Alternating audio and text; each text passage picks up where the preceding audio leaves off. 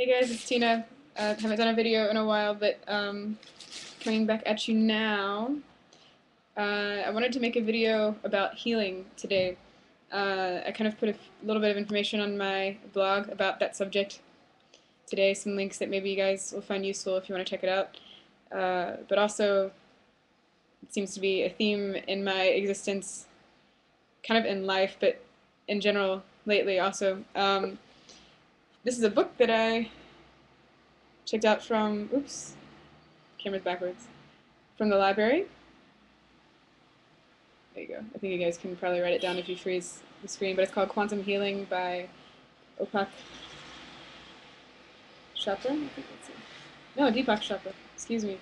But, yeah, I've only gotten into the first 10 pages or so of it, but it brings up a subject that you guys will find a lot of information about in my favorites section of this channel, and on YouTube in general. If you look up the concepts of quantum healing, the use of quantum physics for healing the body, the mind, and the spirit, just coming into touch with our existence as light beings, spiritual beings on the planet in a physical, biological existence, and how we can work to expand our knowledge of those truths in our own existence and use them to advance our lives in a more positive way for ourselves and for the universe as a whole.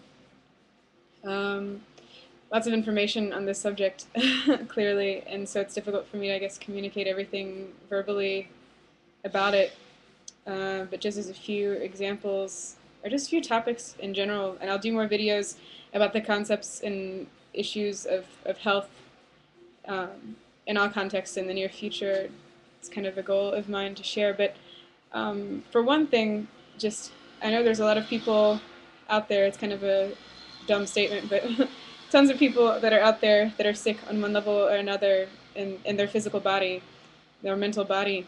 And I'm not trying to launch anti-pharmaceutical company or anti-modern medicine commentary out there at all. I recognize the good of all things, the usefulness of all things and stuff, but I also recognize, at least for me, that we exist as biological organisms. And so for me, the thing that's kind of always made the most sense is for us to address issues with physical health in a way that works in symbiosis with our biology. If we're faced with a biological issue, then there should be a biological way to address the issue. I think that there's obvious exceptions in terms of the need for surgery, need for repair, at least at this time. But I'll bring up, this topic is also related to eating disorders. When I was recovering from my anorexia, I found out that I had developed osteoporosis. I had bone density scores, and I forgot the acronym for what the bone density scores are, but essentially I had a bone density scan of all of my skeleton, or excuse me, I run off at the mouth sometimes. Let's see, of my spine and my hips. They did not do the entire skeleton. That's ridiculous. But so they tested my bone density, and I had scores of negative 2.6 in my spine and negative 2.5 in my hips. And I'll try to post a link in this YouTube video about what bone density scores are and what they mean. But essentially, I was, for a 22-year-old, 21-year-old actually, it's pretty bad.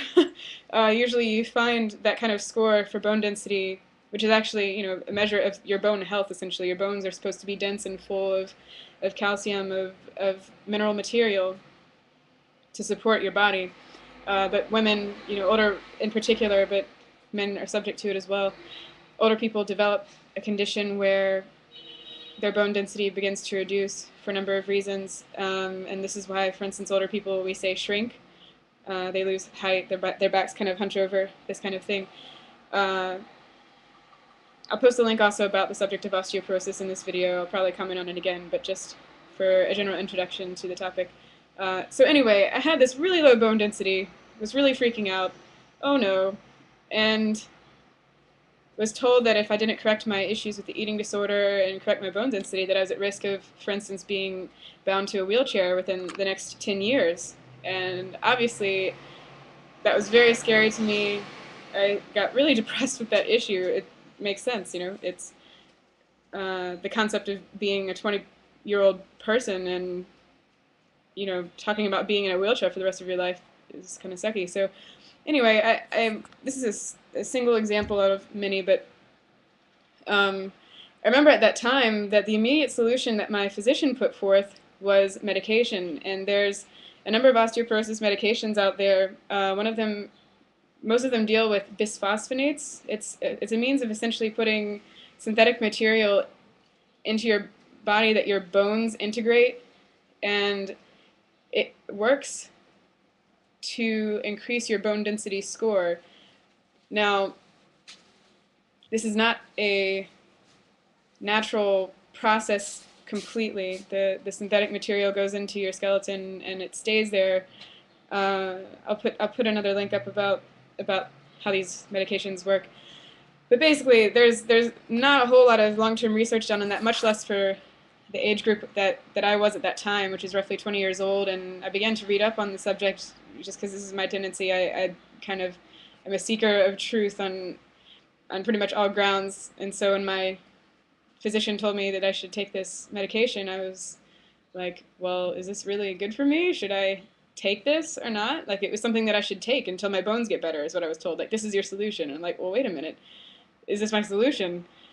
In combination with this issue, and actually one of the bigger causes for the reason I had osteoporosis was the fact that during my anorexia, I lost my menstruation. I had amenorrhea for about 6 years. And with that, I lost my hormonal balance completely. I mean, I didn't have essentially progesterone or estrogen in my body in sufficient amounts to bring on menstruation, much less provide an environment that allowed for my bones to grow and to be sustained. Hopefully with the link that I put up about the osteoporosis subject, it's explained, like the connection between female hormonal balance and bone density, you know, just not, beyond just, you know, your reproductive organs, but how it fits into like the bigger picture of your body's functions. And so anyway, checking out all this stuff, I was reading up on bisphosphonates, like, whoa, hold on, what is this stuff about? And there was almost no research on this medication for people of my age group, and it commented that people, for instance, that would like to have children that are taking this medication, it's kind of risky for the fetuses if as they're developing, that it can, for instance, interfere with the development of their skeletons. It just didn't resonate with me, and it's a complex issue. So there's osteoporosis, me not having my period, me being severely underweight, having digestive issues, skin issues, all kinds of stuff related to the anorexia. I'm like, okay, crap, what do I do?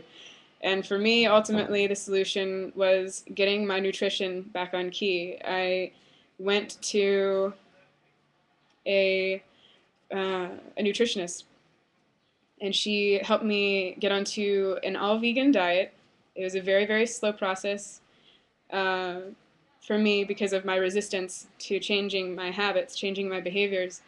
But once it picked up within, I don't know, 3 months or 4 months or something, I just through the roof began to accept biological, you know, help for my body. Like, and I was seeing a counselor at the same time, probably essentially the best one that I ever had along that road. And collectively just started addressing my issue, my pain, my sickness, my bone disease, my physical issues in a holistic way that was looking at, you know, my body and my mind. And maybe not everybody can resonate with this, but for me, spirituality is really important too, and just praying. Always had on some level, but really just praying and believing, like, I can get better, and I want to. And I'm going to stop this video for now and pick up in the next one. I'm running out of time. Okay.